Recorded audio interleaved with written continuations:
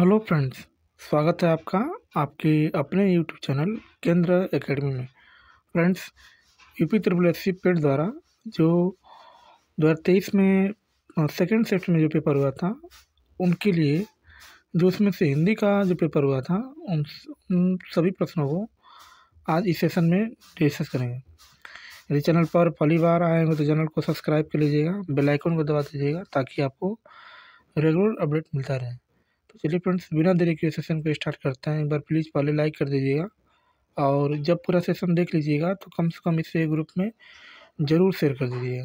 तो फ्रेंड्स, हम लोग आज हिंदी के जितने भी सारे प्रश्न थे उन सभी प्रश्नों को आज इस सेशन में देखेंगे फ्रेंड्स। ठीक है, चलिए स्टार्ट करते हैं। आज का हमारा जो पहला है, इसमें फ्रेंड्स पैसे जाता कि निम्नलिखित गद्यांश को पढ़कर पूछे गए प्रश्नों को क्या करना है, उत्तर देना है। और प्रश्न 1 से लेकर कहाँ तक दिया गया है, 5 का, ठीक है। यानी इसको पढ़ करके जो है क्या करना है, उत्तर देना है। ठीक है, चलिए इसको हम लोग स्टार्ट करते हैं। इस रत्नगर्भा वसुंधरा के अंतःस्थल में हीरे मणि माणिक्य और संपदा का अभाव नहीं है।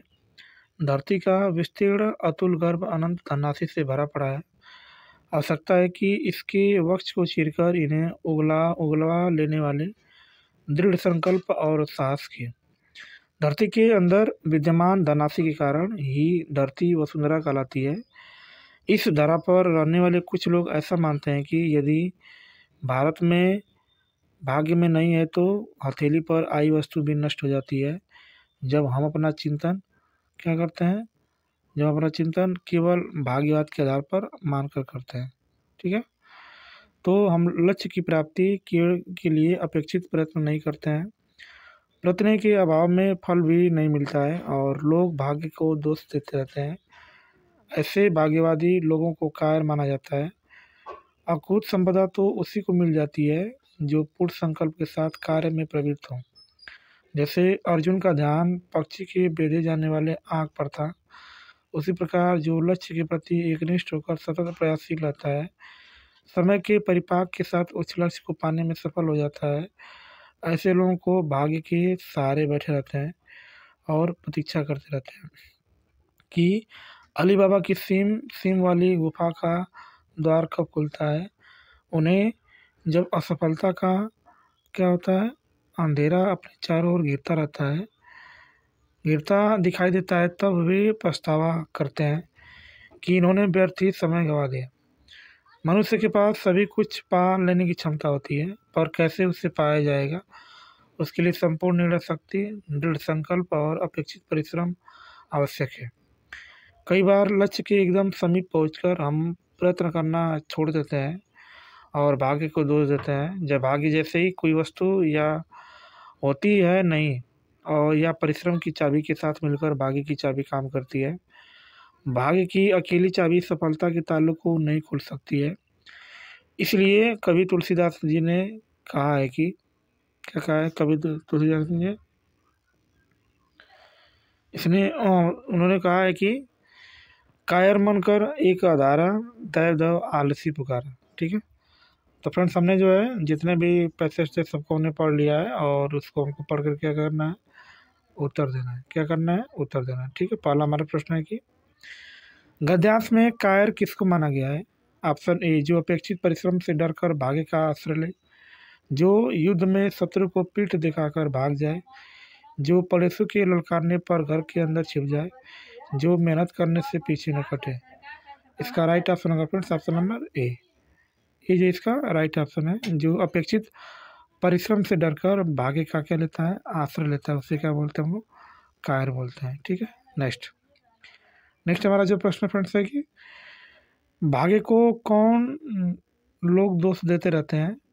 ऑप्शन ए, जो प्रयत्न के अभाव में फल न मिल पाने के कारण बचाव का बहाना खोजते हैं, जो परिश्रमशील होते हैं और सफल हो जाते हैं, जो किसी भी परिस्थिति का सामना करने के लिए तैयार रहते हैं, जिनको पहले से पता होता है कि उन्होंने मेहनत नहीं की है, वे सफल होने वाले नहीं है।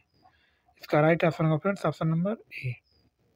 ए जो इसका क्या है, राइट ऑप्शन है। यानी जो प्रयत्न के अभाव में फल न मिल पाने के कारण क्या होते हैं, बचाव का क्या करते हैं, बहाना करते हैं। ठीक है, ऐसे लोग भाग्य को क्या करते हैं, दोस्त देते रहते हैं। ठीक है, अब बाकी इसका हम लोग डिस्कस देख ही सकते हैं। ठीक है, गद्यांश के अनुसार भाग्य को ऐसे लोग दोष देते हैं जो प्रयत्न के अभाव में फल न मिल पाने के कारण बचाव का बहाना खोजते रहते हैं। ठीक है, नेक्स्ट प्रश्न नंबर तीसरा हमारा है कि परिश्रम शब्द की कौन सी व्याकरणिक इकाई है? ऑप्शन ए सर्वनाम, ऑप्शन बी संज्ञा, ऑप्शन सी विशेषण और ऑप्शन डी की बात करेंगे तो क्रिया विशेषण। इसका राइट ऑप्शन होगा friends option number B. B जो इसका राइट ऑप्शन है, क्योंकि यहाँ पर जो परिश्रम है वो क्या है? संज्ञा है। परिश्रम संज्ञा शब्द है, इसका विशेषण रूपी परिश्रम होगा। सर्वनाम ऐसे शब्द होते हैं जो संज्ञा के स्थान पर प्रयुक्त होते हैं तथा क्रिया की विशेषता बताने वाले शब्द को क्या बोलते हैं? क्रिया विशेषण बोलते हैं। ठीक है, नेक्स्ट हमारा जो प्रश्न है फ्रेंड्स चौथा, जब हम क्या का चिंतन केवल भाग्यवाद को आधार पर मानकर करते हैं तब क्या होता है? हम पूरी तरह से मेहनत करते हैं, हम सफल हो जाते हैं, हम लक्ष्य की प्राप्ति के लिए अपेक्षित प्रयत्न नहीं करते हैं और असफल होते हैं, संपूर्ण निर्णय शक्ति, दृढ़ संकल्प और अपेक्षित परिश्रम करने के कारण सफलता पा लेते हैं। ठीक है, इसका राइट ऑप्शन होगा फ्रेंड्स ऑप्शन नंबर सी। सी इसका राइट ऑप्शन है। हम लक्ष्य की प्राप्ति करने के लिए अपेक्षित प्रयत्न नहीं करते और क्या होते हैं? असफल हो जाते हैं। ठीक है, आगे पांचवा हमारा प्रश्न है कि जीवन में भाग्य का फल किसको मिलता है?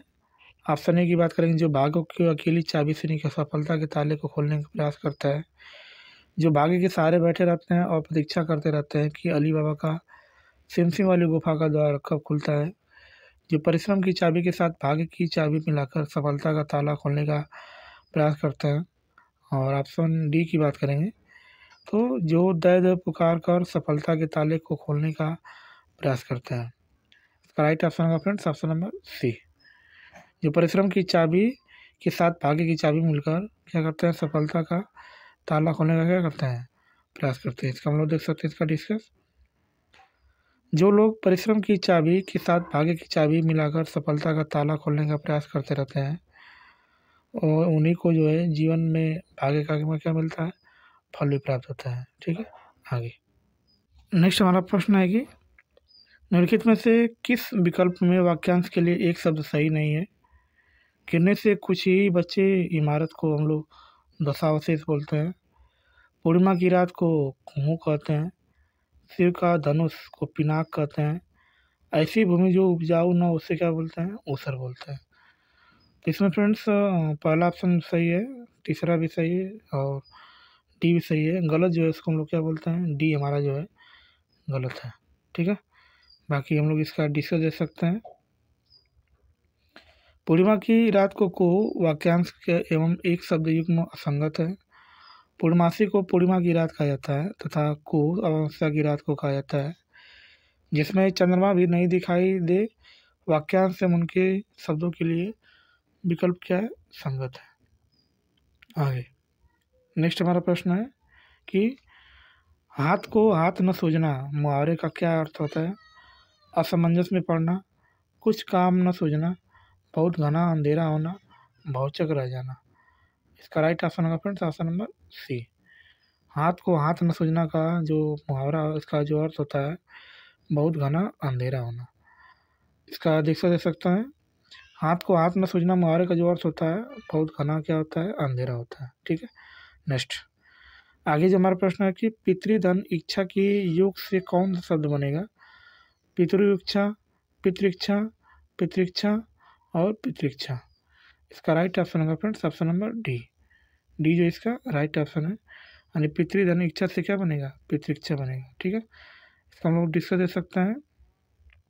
पितृ प्लस इच्छा के योग से पितृइच्छा शब्द बनेगा। यहाँ यड़ संधि है, ई बड़ी ऊ बड़ा ऊ और री की बात किसी भी भिन्न स्वर के आने पर यड़ संधि के नियम से ई बड़ी का य ऊ बड़ा ऊ व का री का र हो जाता है। ठीक है, आगे नेक्स्ट हमारा प्रश्न है कि निम्न में से किस विकल्प में सभी तरंगड़ी शब्द का पर्यायवाची है? ललना रमणी सरिता, वनिता कामनी आपगा, सरिता तटनी निम्नगा, निर्जरणी निम्नगा विभावरी। ठीक है, इसका राइट ऑप्शन होगा ऑप्शन नंबर सी। सी जो इसका राइट ऑप्शन है। इसका हम लोग डिस्कस दे सकते हैं। सरिता, तटनी, निम्नगा, कुलकांसा, नदी और आदि तरंगणी के पर्यायवाची शब्द है। अन्य विकल्प का शब्द जो है क्या है, असंगत है। ठीक है, इसका राइट ऑप्शन होगा ऑप्शन नंबर सी।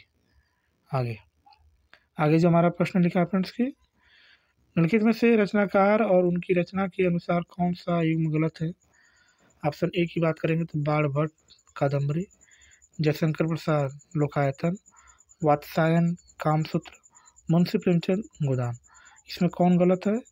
इसका राइट ऑप्शन होगा friends option number B.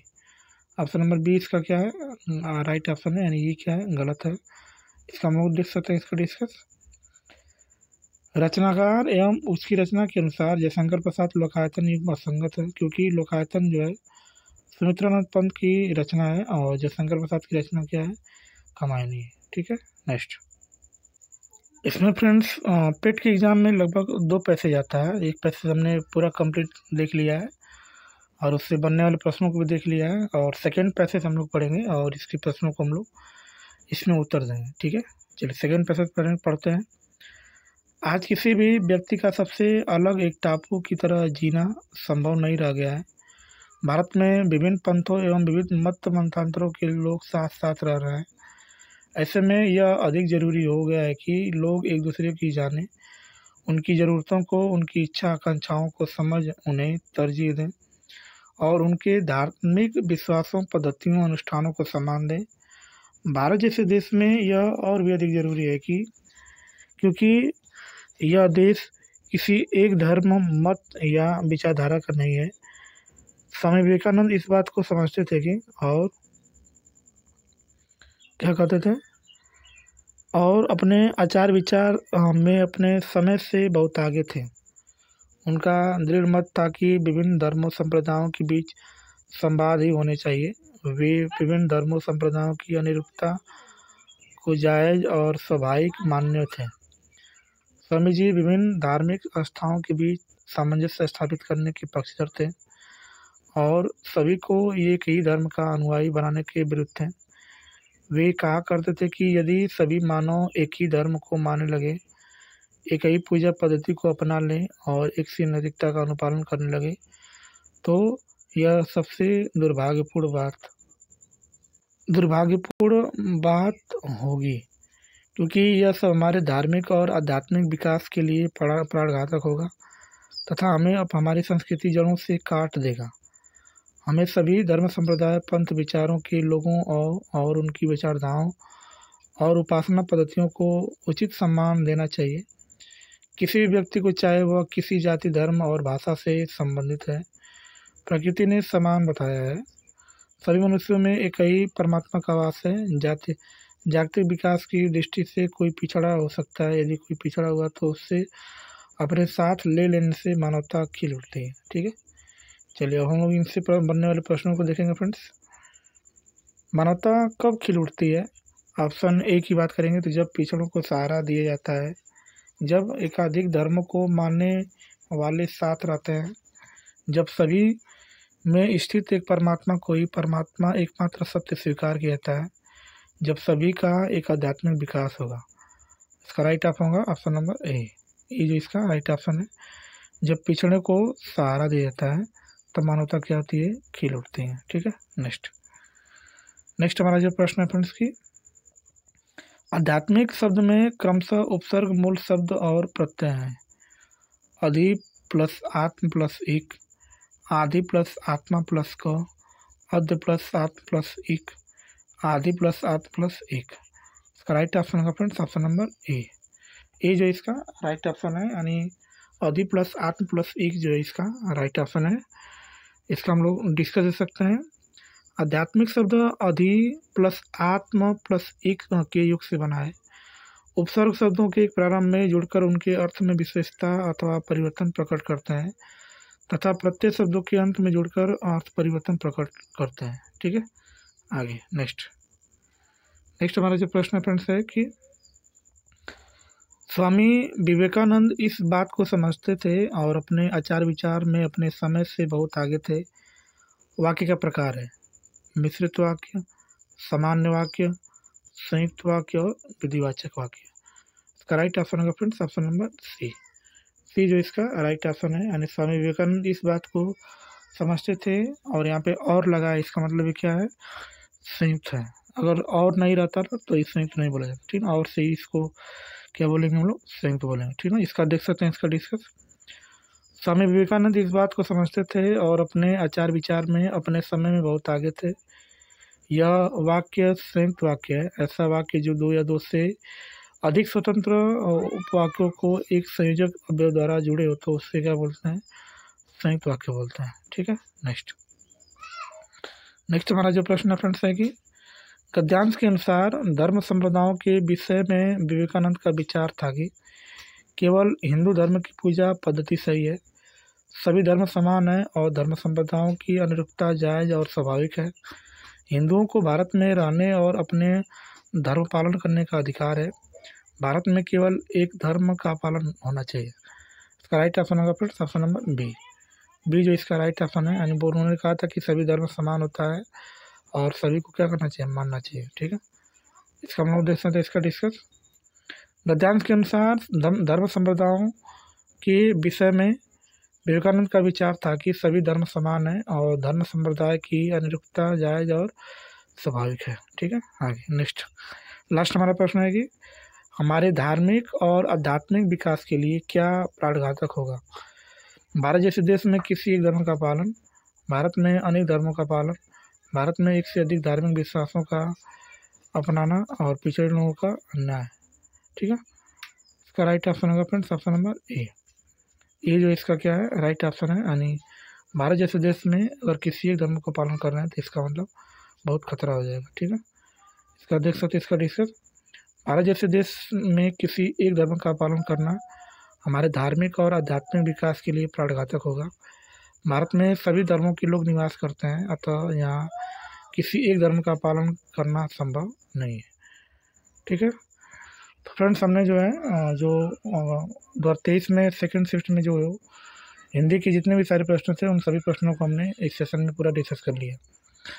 Next video में हम लोग जो पेट 2022 में पूछा गया था उन सभी प्रश्नों को देखेंगे फ्रेंड्स। इसलिए चैनल पर पहली बार आए हैं तो चैनल को सब्सक्राइब कर लीजिएगा, बेल आइकन को दबा दीजिएगा ताकि आपको रेगुलर अपडेट मिलता रहे। तो मिलते हैं नेक्स्ट क्लास में, तब तक के लिए बाय और जय हिंद फ्रेंड्स।